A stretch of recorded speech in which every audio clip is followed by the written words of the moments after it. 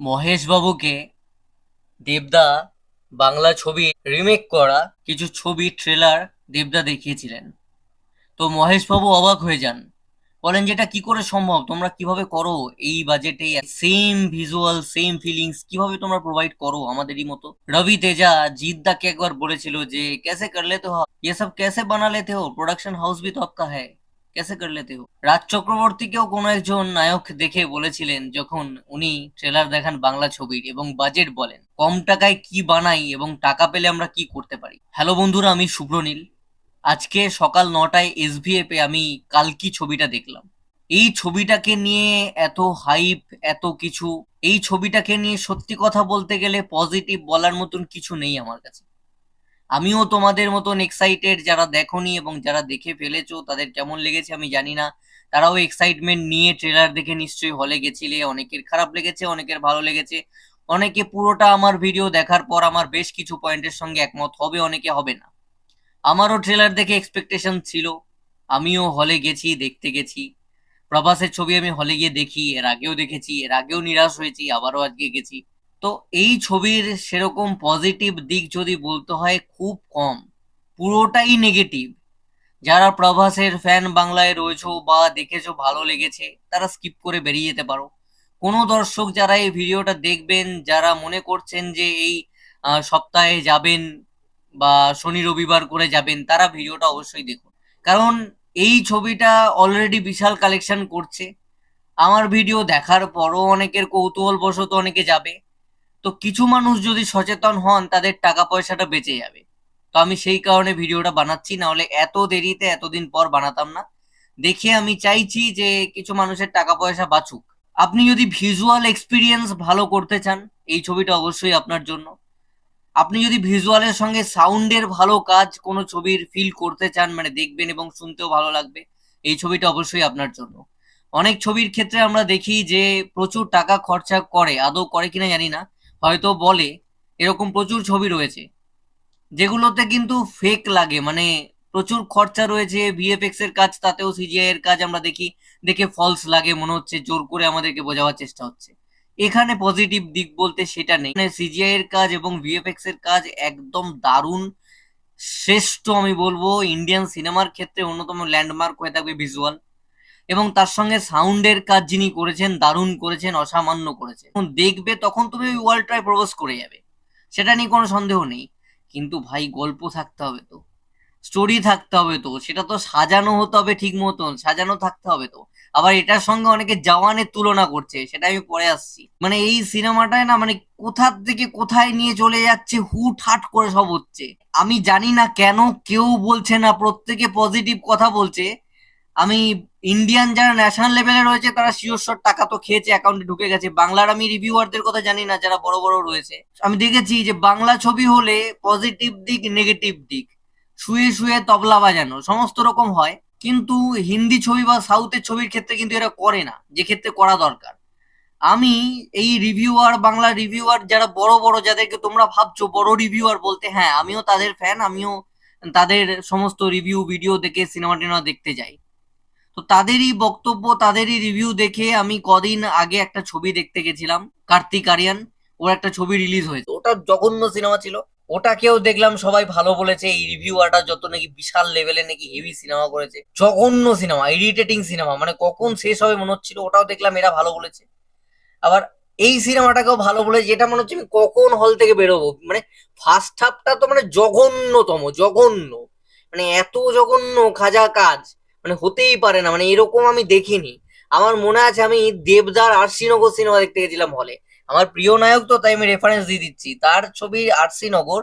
অনেকে বলে যে অপর্ণা সেন বিশাল ডিরেক্টর, এরকম কাজ হয়েছে, অমন কাজ হয়েছে, করলেই এরা ভালো হবে। তো আমিও সেই আশায় দেখতে গেছিলাম, এবং ভালো ডিরেক্টর না থাকলেও যেতাম। দেবদার সমস্ত আমি ছবি দেখি 2012 থেকে, হলে একটাও মিস করিনি। তো আমি মানে আর শ্রীনগরটা দেখে না নিতে পারছি না, মানে 15 মিনিট পর আমার সঙ্গে যারা রয়েছে বলছে চল চলো বেরিয়ে যাই, চলো বেরিয়ে যাই। আর থাকতে পারছি না আমি। আজকে আমার ঠিক সেম কিছুক্ষণ পর থেকে ফিল হতে শুরু করেছিল। মানে ফার্স্ট হাফটা অতীব জঘন্য, সেকেন্ড হাফও মোটামুটি তাই। ওই ঢিমে তালে ওরকমই চলবে, কোনো মাথা মুন্ডু নেই, যখন যে যা পাচ্ছে হচ্ছে, একটা বুজ্জি গাড়ি আছে, যা খুশি করছে, হিরোর কোনো ইম্পর্টেন্স নেই, হিরোর কোনো গুরুত্ব নেই। অনেকে বলতে পারো যে হ্যাঁ হিরো কেন্দ্রিক ছবি নয়, এখানে সবাই ইম্পর্টেন্স পেয়েছে, ঠিক আছে, সেটার দিক থেকে ধরলাম, মানলাম। কিন্তু হিরোর তো একটা বিল্ড আপ থাকবে রে বাবা, বাবা সে তার যে গুরুত্ব লাস্টে গিয়ে রিভিল হচ্ছে। আর ফার্স্ট থেকে সে ছ্যাবলাও মেরে গেল, চ্যাংড়া, মানে সে যে কি, সে আদৌ স্ট্রং ক্যারেক্টার নাকি সে ওরকম। মানে আমার ফিল হচ্ছিল কোন ছবির জানো তো, গণপত। গণপত ছবিটা আমি কদিন আগে দেখেছি টাইগার শ্রফের, সেম ওই দুটো ওয়ার্ল্ড আছে, মানে ফিউচারের গল্প।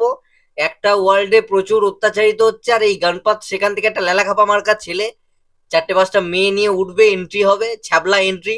এখানেও প্রভাসের ছ্যাবলা এন্ট্রি পুরো, ওখানেও তাই। ওই গণপত উঠবে, এবং গণপত যে আদৌ কখনো দেখছি ভালো অ্যাকশন করে ফেলছে, কখনো দেখছি বাচ্চাদের মতন কেমন লেলামি করে মার খেয়ে যাচ্ছে, এরও হাল তাই, মানে সেম হাল, এবং স্টোরির প্যাটার্ন পুরো সেম। মানে এটা হচ্ছে দামি গণপত, ওটা হচ্ছে সস্তা গণপত, এটা হচ্ছে দামি গণপত, একদম সেম প্লট, এক রকম, জাস্ট একটা রেফারেন্স নেওয়া হয়েছে, কিচ্ছু নেই এই ছবিটা। হুট হাট সুইমিং পুল, অন্য জগৎ, গান হচ্ছে, এমনকি গানগুলো কি জঘন্য এই ছবিটা, রিদম বলে কোনো জিনিস নেই এই ছবির, মানে মা বোন নেই ওর গানে, হচ্ছে একরকম, হচ্ছে একটা রোমান্টিক টাইপের, হঠাৎ দিকে নাচতে শুরু করে, নাচের বিট হতে শুরু করে দিল গানে।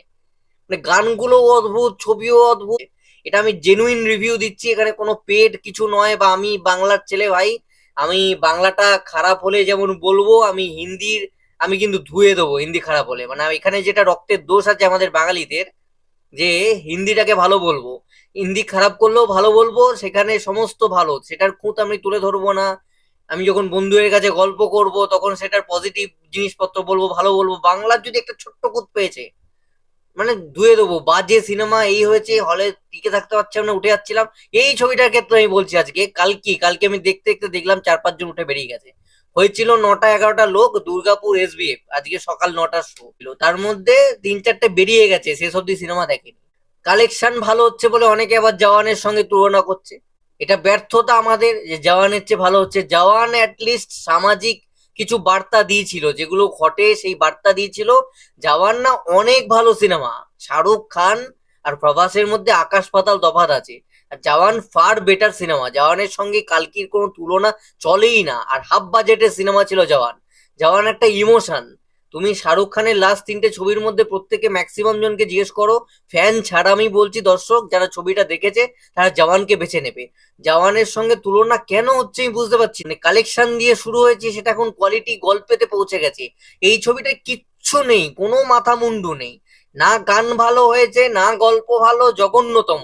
এবার অমিতাভ বচ্চনের অ্যাক্টিং, অমিতাভ বচ্চন বরাবর ভালো একটা, আমি কি বলবো, নতুন করে ভালো বলবো, এটা দেখছি রিভিউয়াররা বলছে অমিতাভ বচ্চন তার মানে আগে খারাপ অ্যাক্টিং করতো, এখন ভালো করছে। আমি যদি আজকের ডেটে দাঁড়িয়ে নতুন করে বলি অমিতাভ বচ্চন ভালো অভিনয় করছে, তাহলে আমাকে জানতে হবে এতদিন খারাপ করতেন। আমি নতুন করে একটা ব্রেকিং নিউজ দিচ্ছি, সেটা তো পজিটিভ কোনো কিছু বলার মতো নয়।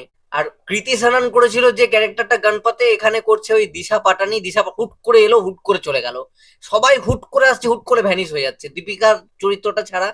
দীপিকা হলে গিয়ে দেখবে কার কি চরিত্র, ওই সময় কিচ্ছু স্পয়লার কিছুতে যাব না, বাট সবাই হুটহাট আসছে যাচ্ছে, জঘন্যতম। মানে কি যে হচ্ছে কোন জগতে, মানে মাঝখানে মনে হচ্ছে আমি কোরিয়াতে বসে আছি, কোরিয়ান ছবি টবি, আর সেরকম ফ্লুটের BGM আছে। মানে কি হয়েছে, এটা নকল করতে গেছে, কোরিয়া আমেরিকা সব বাইরের সব মিক্স করতে গেছে আর কি, বাইরের যত রকম কালচার সেইটাকে নিয়ে মিক্স করতে গিয়ে একটা জগা খিচুড়ি পাকিয়েছে। জন্য দর্শক কত টাকা খরচা করবে কেন, যেখানে স্টোরি নেই, কিছু নেই। আজকের ডেটে স্টোরি যেখানে বিশাল একটা গুরুত্বপূর্ণ জায়গা।